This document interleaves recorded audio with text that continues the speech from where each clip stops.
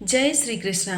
पुरुषोत्तम मास भगवान श्री पुरुषोत्तम यानी कि श्री विष्णु भगवान को समर्पित है। इसलिए इस मास में आने वाली दो एकादशी, जो अधिक मास के शुक्ल पक्ष की पद्मिनी एकादशी और कृष्ण पक्ष की एकादशी परमा एकादशी कही जाती है। पुरुषोत्तम मास में आने वाली पद्मिनी एकादशी बहुत ही दुर्लभ मानी जाती है, क्योंकि यह 3 साल में एक बार आती है और इस दिन व्रत रखने से श्रद्धालुओं के जन्म जन्मांतर के पापों का नाश होता है और अंत में मोक्ष की प्राप्ति होती है।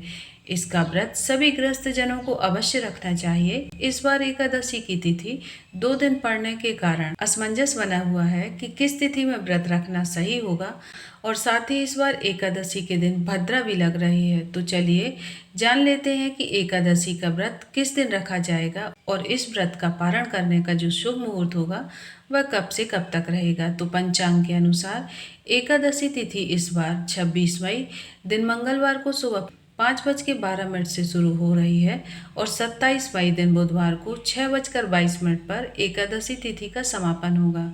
इसके बाद में द्वादशी तिथि प्रारंभ होगी। ऐसे में इस बार 26 मई दिन मंगलवार को दसवीं तिथि युक्त एकादशी है, यानी दसवीं और एकादशी का संयोग है और इस दिन एकादशी का व्रत रखा जाएगा। वहीं 27 मई दिन बुधवार को द्वादशी तिथि युक्त एकादशी है, जिसे वैष्णव एकादशी कहते हैं, यानी दूजी एकादशी जिस दिन होती है उसी दिन सभी वैष्णव लोग एकादशी का उपवास रखते हैं, क्योंकि दसवीं तिथि मिली एकादशी का त्याग करना भी शास्त्रों में बताया गया है। ऐसे में 27 मई दिन बुधवार को एकादशी का व्रत रखना ज़्यादा सही होगा।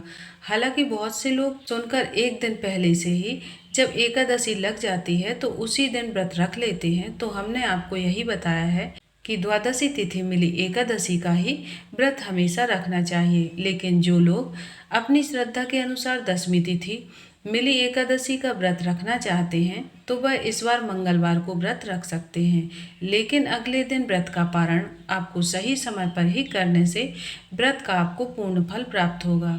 और जब भी एकादशी का व्रत 24 घंटे से अधिक का हो जाता है तब उस एकादशी को शुद्ध नहीं माना जाता। यही कारण है कि चाहे एकादशी सूर्योदय के समय से ही लग रही हो, लेकिन अगर उस दिन दसवीं भी है तो उस तिथि का त्याग करके अगले दिन एकादशी का व्रत रखना चाहिए। 26 मई दिन बुधवार को द्वादशी तिथि सुबह 6:23 से शुरू होगी और द्वादशी तिथि का समापन 28 मई दिन गुरुवार को सुबह 7:57 पर होगा।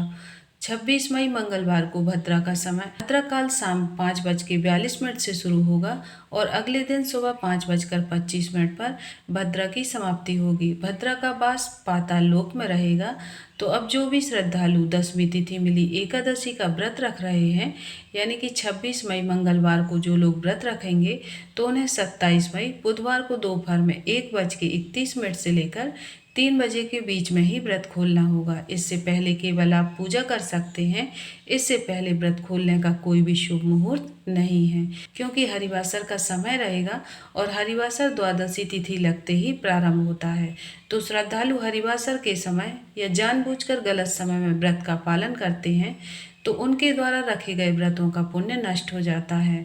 और जो श्रद्धालु वैष्णव एकादशी यानी कि 27 मई दिन बुधवार को एकादशी का व्रत रखेंगे उन्हें 28 मई दिन गुरुवार को सुबह 5:25 से 7:56 के बीच में व्रत खोलना होगा।